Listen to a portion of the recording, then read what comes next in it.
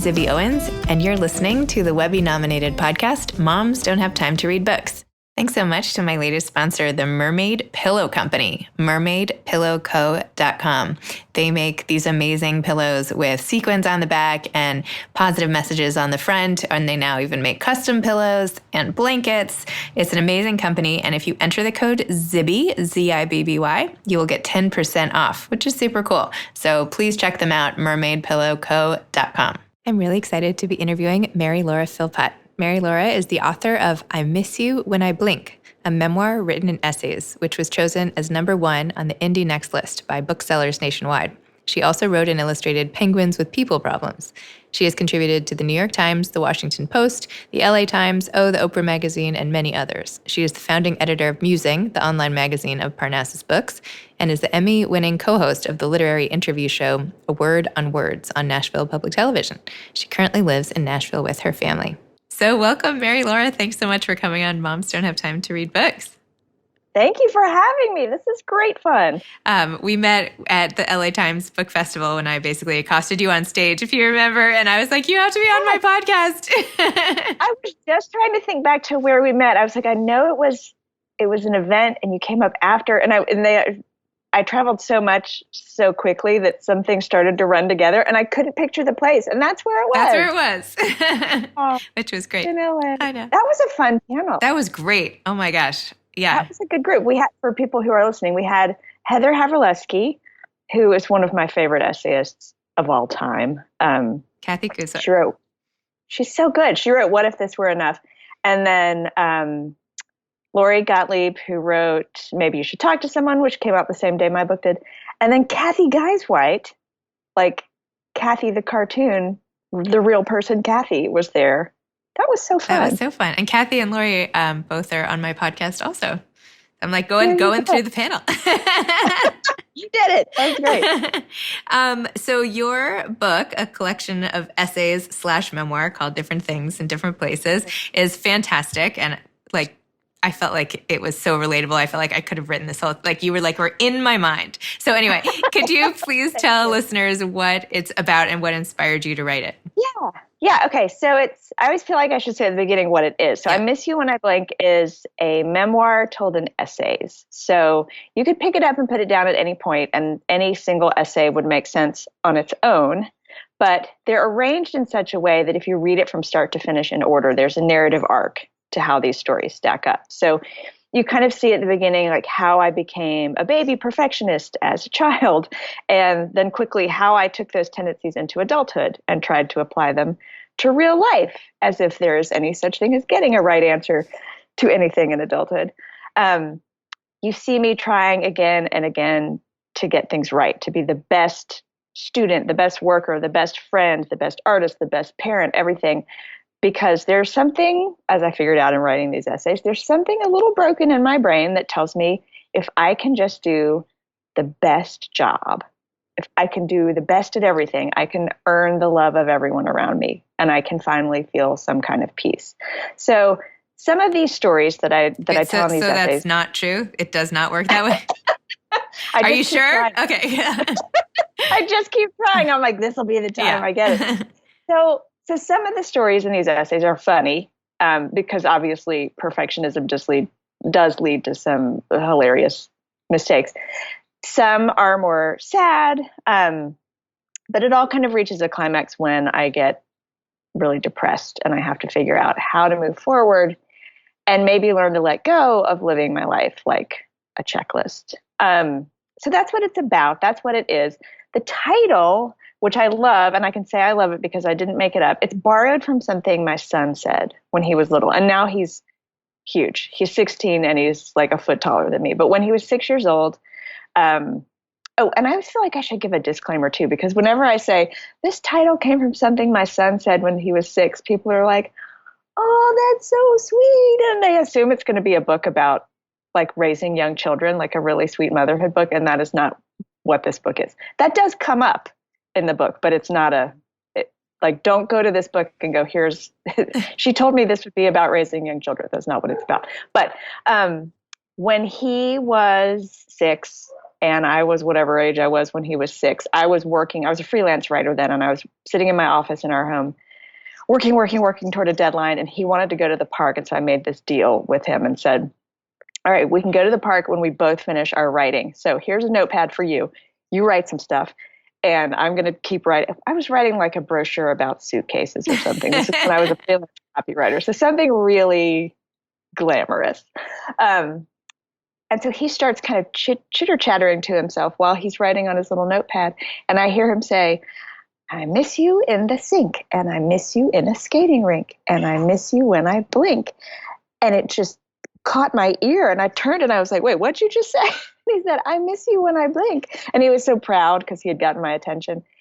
And when we left to go to the park that day, I took his little scrap of paper and I stuck it up on the wall of my office, and it stayed there for years. So every day when I would walk down to my little basement where my office was, I would walk past this piece of paper that said, I miss you when I blink.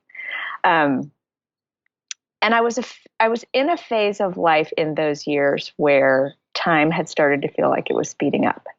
And I was really aware of how I was getting older and my kids were getting bigger. My parents were aging, and it felt like it was all just moving too quickly. And at the same time, I was also starting to feel kind of unsettled, like the daily life I was living didn't quite fit me anymore. And I being that checklist person, I had made all the steps that led me to where I was, and I'd been very happy in that life for a while, but I was feeling pulled towards something else. And as I tried to consider who I wanted to be going forward, I was also doing a lot of looking back at who I had been and how I had gotten there. And all of that is what I'm writing about in this book. And so that little phrase that was so cute that I stuck on my wall, that stuck in my head for all these years, that at first I just loved because it was cute, came back to me when I was thinking about titles for this book. And I thought, that's it. The I miss you part gets at the sort of I miss myself and I miss who I intended to be. And then the when I blink sort of gets at how time goes by so fast. Every time you blink, it's like a year or 2 years or a decade is just going by. So I took this adorable thing that he said as a 6-year-old and I applied it to my memoir about being a frustrated, depressed, middle-aged woman. Perfect. Yeah. I'm going to follow my kids around with a little notebook and be like, my title is going to come out of whatever you say. I'm going to have like a sticky note fest on my wall with everything my 6-year-old says for the next year. And I'll be like, she said I could do it this way. I'm telling you, they say amazing things and they have just enough nonsense still left in their language that their language is really sort of unintentionally poetic. So I used to write down all the things they said. I've got a little book in my house of just sayings that they said when they were teeny little. And when you go back and look at them, I wrote them down because they were cute, but they're also really profound. Yeah. The stuff that children observe in the world and how they say it. So true. One of the things I was struck with a few of your essays was how you felt that you almost didn't deserve to be unhappy in parts of your life. You have an essay called Everything to Be Happy About, another essay called Ungrateful Bitch. And you write, you wrote even, I didn't want to tell anyone I was unhappy because it didn't make sense. And I completely, I wrote this essay on Medium a while ago called Too Lucky to Cry on Easter. I'm like, how could I cry? I'm so lucky. What do I have to cry about? No one would understand. How can I feel sad? But you really tap into that. And you talk about, at the end, you say, even the people who have no terrible obvious burden to carry can find themselves staggering under the weight of a dull, constant dread. It doesn't add up, but it's true. So talk to me about all that. I mean, you get it. I get it. Sitting there at, your beautiful Easter with the beautiful brightly colored eggs and everything is good and everything is great. And oh my God, you're not feeling great and good. And when you have that feeling of like, everything is good around me, why don't I feel good? Am I broken? What is wrong with me? Like, am I the most ungrateful person ever? The world we live in right now is a little bit of a garbage fire. Things are a mess all over the place. And I often find myself feeling like the world is such a garbage fire that where I should be putting my time and attention, if I'm a good person, is on trying to fix all the things that were wrong. I need to solve climate change and I need to fix the healthcare system. I need to figure out what to do about all the horrors that so many human beings are enduring all over the world. Those are the things that are important. It can't possibly be important that I, a healthy, financially stable woman in a safe, clean home full of healthy, living family members, it can't possibly be important that I feel mental or emotional distress, and that I've worked myself into a state of frustration or exhaustion. I shouldn't think about how I want to live my life in a more meaningful way, because some people don't even have clean water. I shouldn't want to find mental and emotional peace because some people don't even have peace. Like they don't live in a place that has peace. And like you said, there's a whole chapter in this book called Ungrateful Bitch, because at my lowest points, that is what I would call myself. I would look around at my life and go, I have everything to be happy about, and I'm not happy. I am an ungrateful bitch. And what I had to continually remind myself of, what I was working through in writing this book, and what I still have to remind myself of, and I remind friends of this, I remind readers of this. Excuse me. I wrote an advice column the other day for Bustle, where this was the advice that I was giving the person who wrote in. You can care about lots of things. You can care about the big important things in the world and your own life and your own mental and emotional peace. It's not either or. It's not like either I care about the things I should care about or I try to get my life right. So you can care about the big things that matter, and you can look at your own life and say, okay, I think it's time for a change here, and I need to pay attention to what I'm doing. But I also think that beating yourself up about it is unproductive too, right? I feel like it's such a vicious cycle, right? Like I shouldn't feel bad. Now I feel bad and I feel guilty. Right. Now I feel bad and I feel selfish and I feel this Right. Right. And when you feel ashamed of your own feelings, then you lock them up because you're like, oh, I can't let anyone know I feel this way. Then you feel lonely. Right. Because you're trapped inside your own brain, and loneliness compounds every problem. And you've said you really enjoy writing, like sort of analyzing the difference between being alone and feeling lonely, and how sometimes it happens at different places and times. And yeah, you can feel really, really lonely in a room full of people.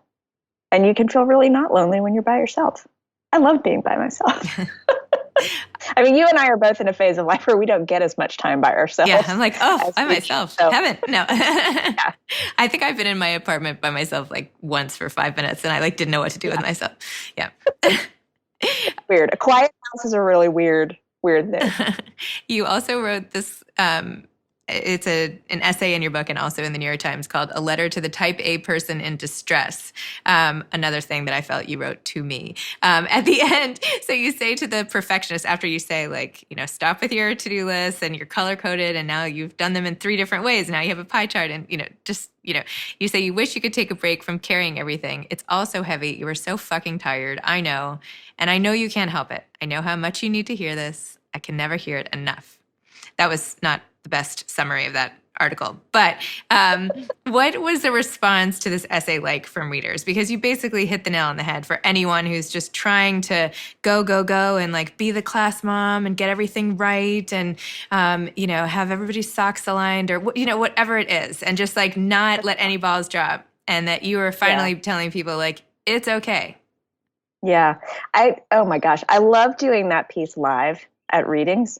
There's always somebody, when I look up at the end, there's always somebody in the crowd sitting there with tears just silently streaming down their face.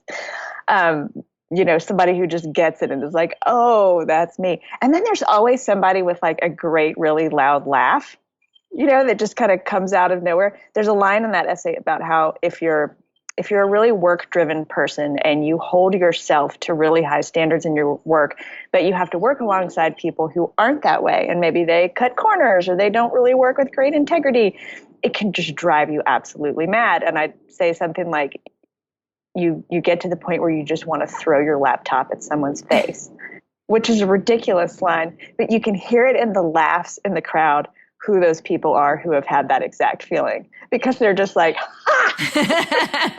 You're like, I didn't know other people wanted to throw their laptops at someone's face.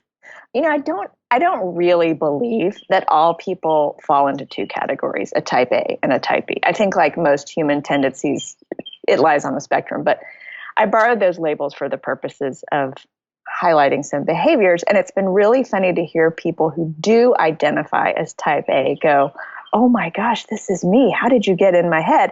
And for the people who don't identify that way, to go, oh, I always thought type A people were just annoying. But now I suddenly kind of understand why they do the things they do. It's the same reason anybody does the things they do. It's because somewhere deep in our wiring, we believe we have to do whatever it is we do to prove we're worthy of love, or that we're even worthy to exist. And you said also about this whole type A nature, you would, Ann Patchett, who owns Parnassus Books, co-owns, said that part of the type A nature is, no, you said to her that it's sensing a ticking clock in everything you do. Basically, you're always counting down.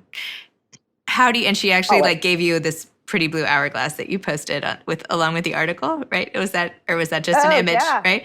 Anyway, I was wondering, do you use the hourglass to remind you of the time passing, or did that whole thing just come and go and you never thought about it again? It's so funny. So she gave me the hourglass early on when I was writing the book, and she was asking how it was going, and I was like, it's going as hard as writing always goes. But one of the additional difficulties I was having was finding big blocks of time to write. Because when I sit down to write, there's this whole chunk of time where I just sort of stare out the window for a while and remove myself from the rest of the world to get to the mental place where I have to be to write. That takes some time. And then I actually start writing. So I need big blocks of time. And I was kind of complaining about that.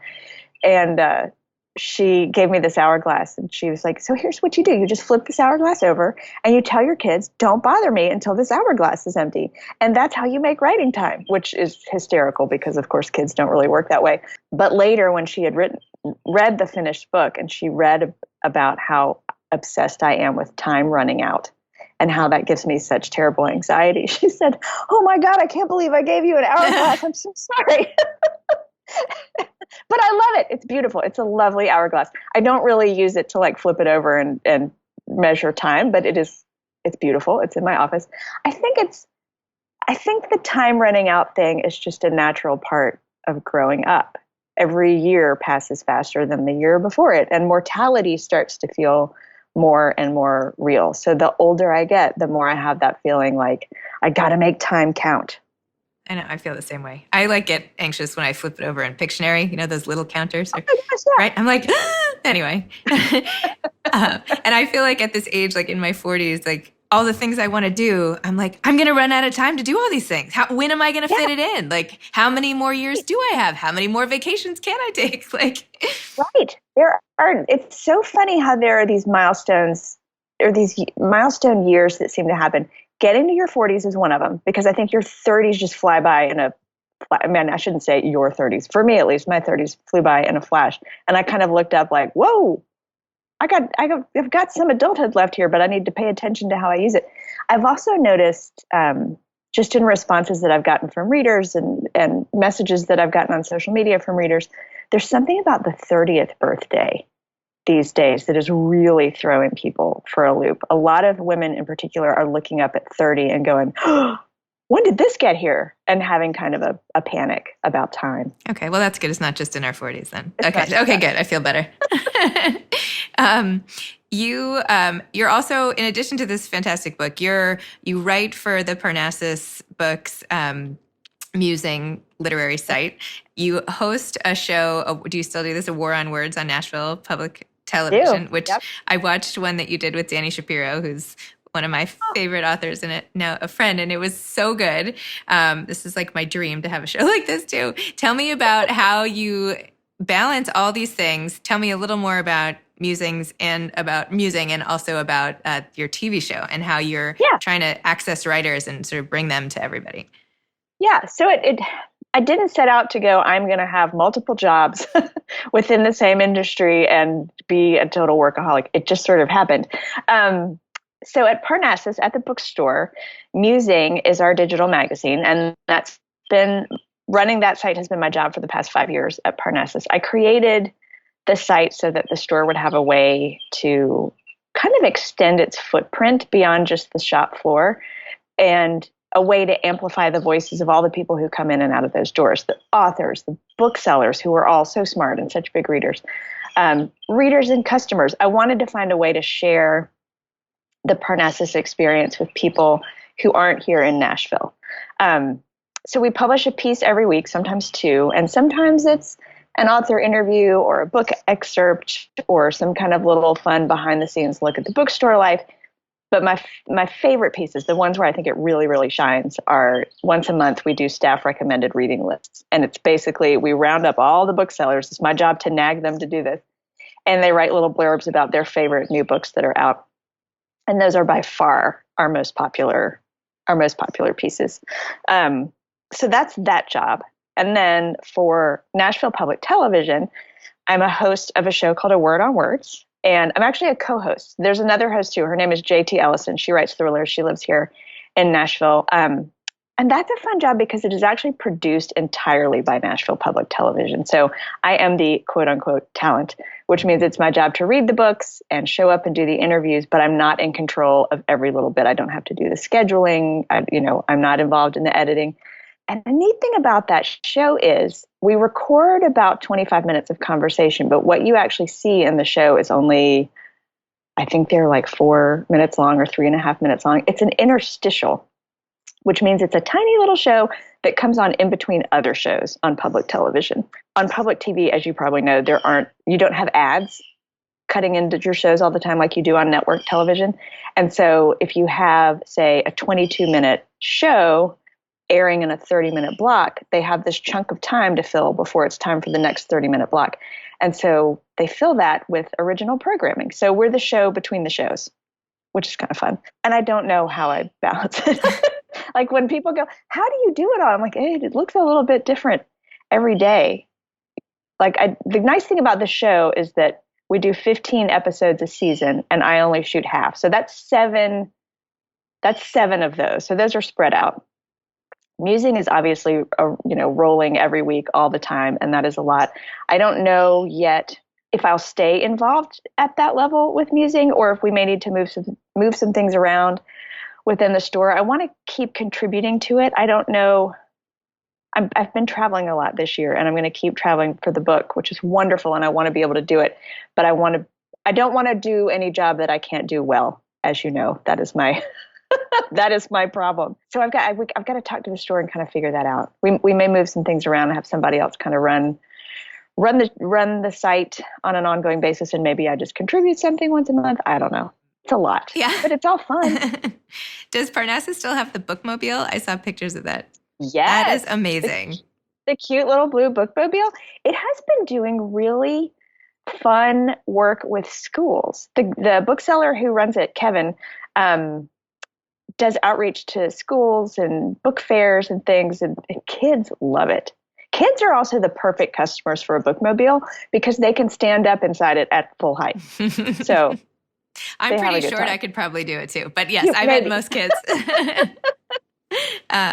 Anyone who will listen or who cares, if they ever ask me my next dream trip, it is going to Nashville, where I've never been. And I'm like, I want to go to Parnassus Books. I want to go to Blackberry Farm. That is my number one. Oh my gosh, on the list. Yeah.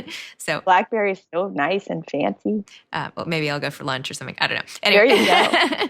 But I'm keeping an eye on the events, so maybe I could tie it to when some great authors coming who I love or something. There you go. But that's so exciting. You also have written a lot about book clubs. So you wrote a piece in the Oprah magazine, which was great. And you wrote how sometimes the magic of books comes after you finish reading them and how it connects you to other people. And I just wanted you to talk more about that because I completely agree with that. Oh yeah, well, I can see why you would agree with that. I mean, that's what you do is you're connecting people in conversation about books after they've read books. Yeah, so hopefully I enjoy that. Yeah. So I mean, I'm like you. I've always been a big reader. I love books. I love the private connection that happens between the words on the page and my own mind. That's its own relationship between a reader and a book. But then there is this whole other conversation and this whole other level of appreciation that happens after you've read a book, when you go talk about that book with other people.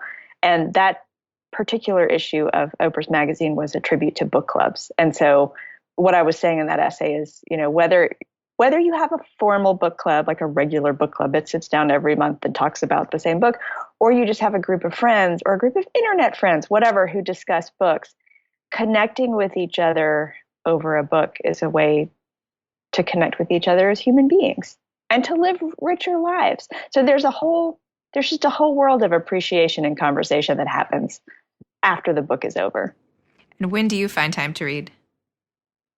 Oh man, the best time to read is when I can't be doing anything else, because I like to always be doing something productive.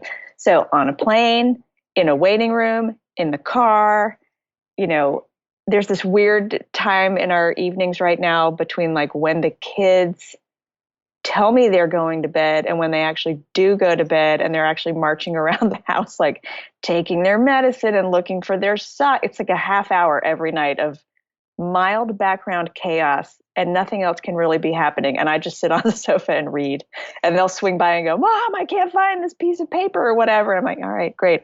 Like that time every night. I read whenever I can't be doing something else.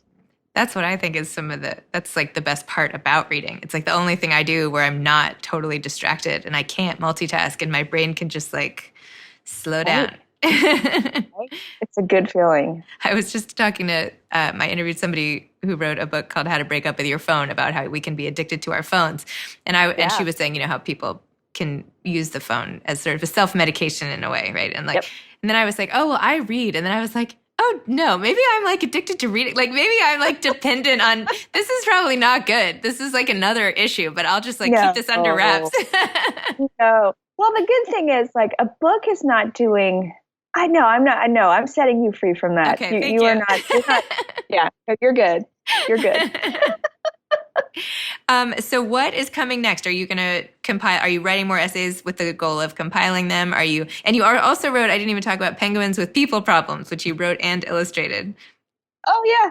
That was my funny little first book that was such a fluke that it wasn't like I intended to write a book. I was just drawing weird cartoons and putting them on the internet, and a publisher called and said, "Can we make that a book?" And then it was like a total backwards from how the way book deals usually work. Like someone just came to me and said, "I want to make that a book." And then I had to go, they were like, "Put us on the phone with your agent." And I was like, "Great, I'll be right back." And I was like, "I gotta find an agent." It's actually a delightful way to find an agent when you already have a book deal in hand. Yeah, I bet.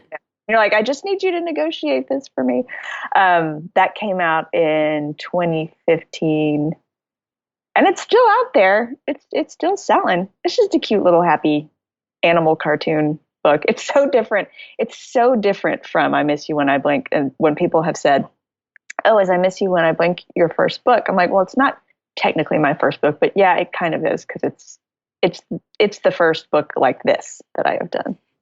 Once you had your agent, did anyone ever say to you, because I've heard that it's not as easy to sell collections of essays as it is for full-on memoirs. But I was like, see, she did this and it worked. Like, what do you mean? No. Everybody says that. And it's not crazy. I mean, I love essay collections. As a reader, I love them. Too. And I see readers come into the bookstore all the time and buy them.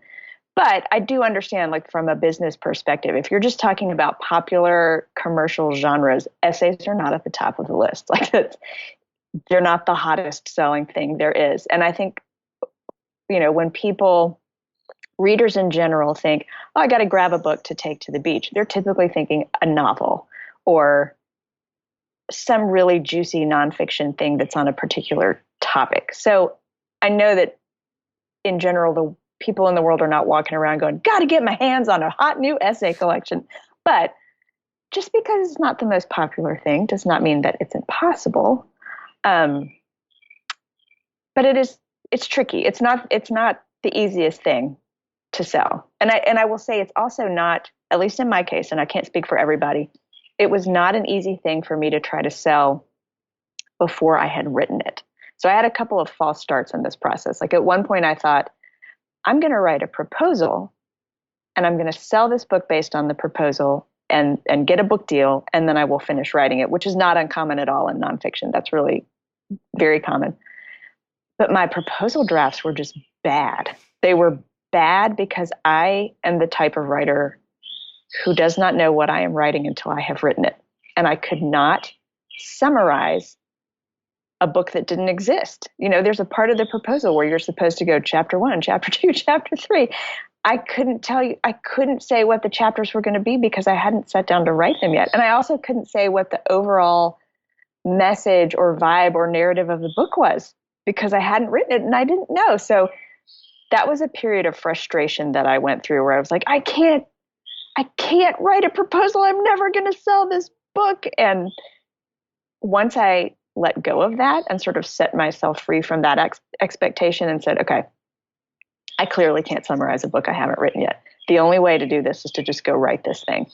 And I took a couple years and I just went off and I wrote the whole damn book. And then the proposal wrote itself because I'd written the book and I knew what it was. And it's very easy to summarize essays you've already written. And it's very easy to look at a collection or a memoir and go, oh, this is what this is about. And then it sold really fast. So, I will say selling a collection of essays may be tougher if you don't know what they're about yet. Good advice. Excellent advice. Do you want to write another book?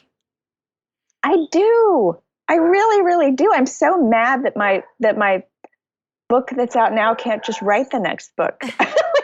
I wrote you, now you write the next one. That's the tough thing. It never gets any easier. So I'm back to square one of what do I want to write about? Let me try to figure out what that book will be. And I know darn well that I won't know until I've written it. So I've got to try to set aside some time to write.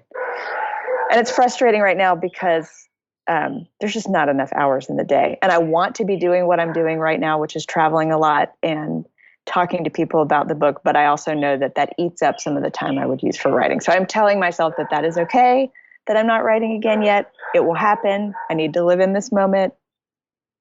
Yeah. I will release you from that guilt as you have released me from my own guilt. There is plenty of time to write another book. Thank you. Yeah, that you can just live in the moment of this amazing other book that just came out and is so fantastic. So, well, thank you so much for coming on Moms Don't Have Time to Read Books and sharing all of your life with listeners. Thank you for all that you do to help people. You're a good matchmaker. You help people find the book that they need when they need it. So I appreciate you doing that for this one. Oh, thank you. All right. Take care.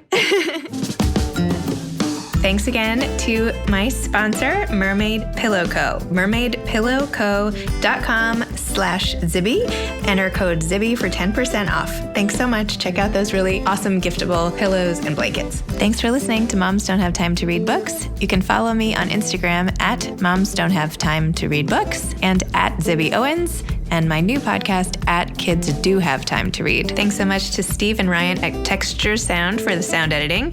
And thank you to Morning Moon Productions for providing this fantastic intro and outro music. Thanks for listening. You could always email me at zibby@zibbyowens.com.